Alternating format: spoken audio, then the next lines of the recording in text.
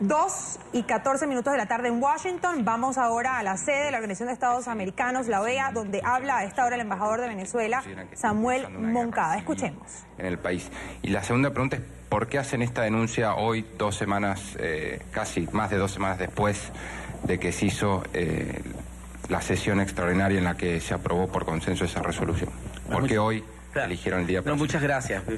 Todas esas preguntas son pertinentes. Primero, evidente, la canciller vino, apenas ocurrió, como dijo muy bien el compañero periodista antes, la canciller vino al día siguiente, tan rápido como pudo, y pidió una sesión extraordinaria el 5 de abril y dijo lo que estaba diciendo acá. Lo que pasa es que entre ustedes mismos no había caído la idea del fraude que se cometió. O sea, seguían reportando como que no, aprobó la resolución. Luego vino todo el periodo de receso de Semana Santa, que nadie iba a interesarse en esto, por más que yo gritara, a ninguno de ustedes iba a prestar atención, porque es un tema complicado de burocracia, etcétera. Y luego, fíjese por qué hoy, interesantísima la pregunta. Esta sesión del Consejo Permanente, donde se leyeron unos comunicados sobre Venezuela inadvertidos, puesto que estaban en otros asuntos, otra vez se prendió el debate sobre Venezuela, sabíamos que venía. Puesto que hoy, 19 de abril, que es el Día de la Independencia, el grito de independencia de Venezuela, hay 2 grandes marchas en Caracas y una está estimulada por la violencia de lo que se decidió acá y otra está tratando de mantener la estabilidad del gobierno democrático. Es decir, la coincidencia entre todas las actividades del Consejo Permanente y de este grupo minoritario de países y lo que ocurre en Venezuela es total. Usted puede ver, saque la cuenta, el número de declaraciones del secretario Almagro sobre Venezuela. Me dicen que tiene una compañía privada dedicada a sacarlo. Parece que es una máquina como de producción de salchicha, que todos los días, cada día sí hay 6 o 7 comunicados. No nos da tiempo de leer los tantos que hay. Obviamente ni siquiera él los escribe. Tiene un grupo ahí que les escribe los comunicados. Ha aumentado la producción de comunicados sobre Venezuela casi a 3 o 4 diarios. Y esto corresponde con el aumento de la intensidad de las provocaciones en Venezuela. O sea, hay perfecta coordinación, y eso es lo que quiero que vean. Hay perfecta coordinación entre lo que dice un grupo de países aquí, afortunadamente minoritario, y lo que ocurre en Venezuela. Y el secretario general es el operador, es el que pone en práctica, no es el que manda. Quien manda a los Estados Unidos, hoy lo dijimos otra vez, es el imperio. Pero él es el que opera en el terreno. Y el otro punto que usted dice, ¿por qué no se terminan de ir otra vez? Yo le dije ya que se cometió un acto de falta de integridad con terribles efectos sobre un país, un acto gravísimo. Pero también sabemos, como dije, afortunadamente, que la mayoría de los estados de la OEA no están apoyando esa decisión. Por eso dije, si fueran los 33 estados de la OEA contra Venezuela, me voy, ¿qué hago yo aquí? Pero afortunadamente la mayor parte del vecindario no apoya esos actos de corrupción o de falta de integridad, ni apoyan la manipulación de las normas de la OEA para atacar a un país. Eso es lo importante. ¿Perdón? No, porque la abstención no significa que apoya a Venezuela, simplemente dice que está en desacuerdo con lo que está, con el fraude que están cometiendo en los otros países. Podría ser, pero no es parte de lo que estamos proponiendo. Lo que queremos que ustedes vean es que con o sin esos países, lo que ocurrió el lunes 3 de abril fue un fraude.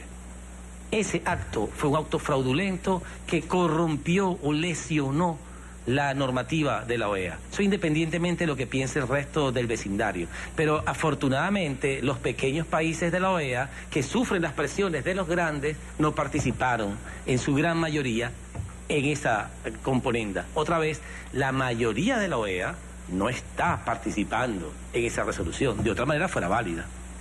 Otra pregunta. Cristóbal Vázquez, Caracol Radio. Hacía falta un voto que se opusiera al consenso para que no hubiera consenso.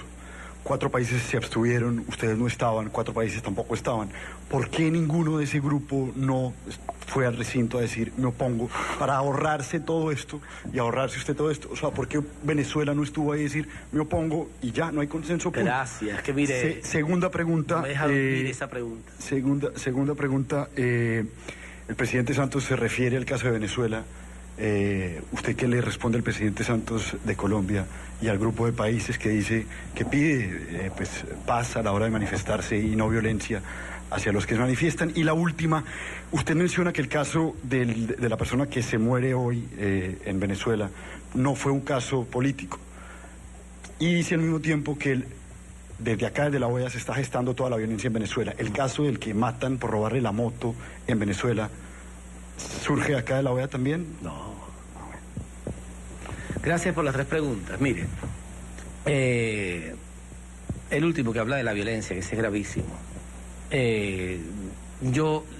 Obviamente, un caso de violencia delincuencial, de AMPA común, como se dice allá, no fue producido por la OEA. Yo no sé de dónde sacó eso, nunca lo dijimos. Usted dice que la violencia se gesta de acá. Pero fíjese que yo misma dije que la violencia es de la política. La violencia se gesta cuando se incita. A ver si encontramos las palabras correctas entonces. Fíjese, un punto interesante, déjame aclarar esto, que como allá no me dejan hablar, porque siempre me están cortando el derecho de palabra, quisiera exponerle esto a ustedes. Busquen, por favor, un caso que se llama Schenck versus United States. Acá, en el Tribunal Supremo de Justicia de este país. Schenck versus United States, de 1919. Búsquenlo, por favor. ¿Qué es lo que dice? Es una ley vigente en los Estados Unidos hoy. ¿Qué dice ese caso? Una decisión del Tribunal Supremo. Dice que la libertad de expresión no es absoluta. Dice que cuando el derecho a la expresión pone en peligro la seguridad de la nación, debe limitarse. Dice un caso de un señor que por imprimir facsímiles o periódicos contra la recluta o el reclutamiento militar en Estados Unidos en ese momento, Estados Unidos consideró, el gobierno, que ponía en peligro la seguridad nacional y lo condenaron a 20 años de prisión por imprimir una idea. Ese caso está vigente en Estados Unidos todavía. Aquí, en este país, quiero decir, la incitación a la violencia cuando pone la seguridad nacional es un delito. Entonces, cuando el señor Almagro incita a la violencia en Venezuela, porque no se incita a la violencia con una pistola matando a un señor en una moto, como ya dijimos, sino se incita a la violencia cuando usted llama a un golpe de Estado, se incita al odio cuando usted dice que es una dictadura y que las Fuerzas Armadas tienen que desconocer al presidente dictador, etcétera. Él es un agente de la violencia. El agente de la violencia lo hace el discurso del odio. Y por favor vea la legislación norteamericana y vea que no es un invento venezolano. Por favor, le ruego que lo cheque. Schenck versus United States. Es la ley vigente en Estados Unidos. A todos aquellos que dicen que la libertad en este país es infinita y no tiene restricción. Y el otro punto era presidente Santos y la relación con Colombia.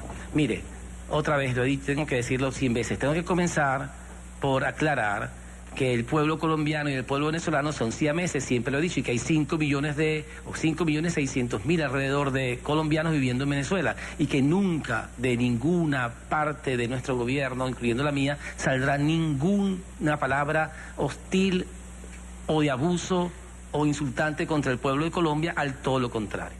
Nosotros pensamos que nuestro destino es común y por eso nos decimos que somos bolivarianos. Ahora bien, el gobierno de Colombia es distinto.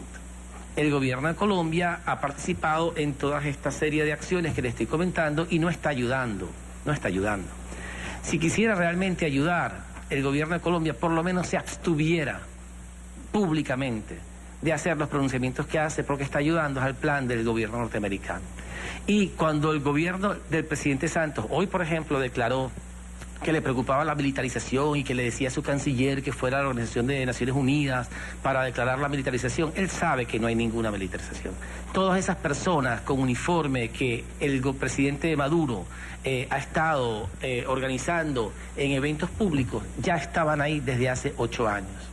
Eso no se inventó ayer, eso no fue una medida desesperada que anoche decidimos sacar del arsenal y dárselo a la gente en las esquinas. Esto es una organización constitucional que existe de acuerdo a nuestras leyes y que está controlada por el control constitucional del presidente. Es decir, inventar el cuento como hoy apareció de que estamos dándole armas a los civiles para que se forme una guerra civil, eso nunca ha ocurrido. Y por eso le digo, bajemos las aguas, evitemos la diplomacia del micrófono, a Colombia en particular, porque esto es nuestro vecino, y tratemos de ayudarnos en realidad. Eso es lo que le pido.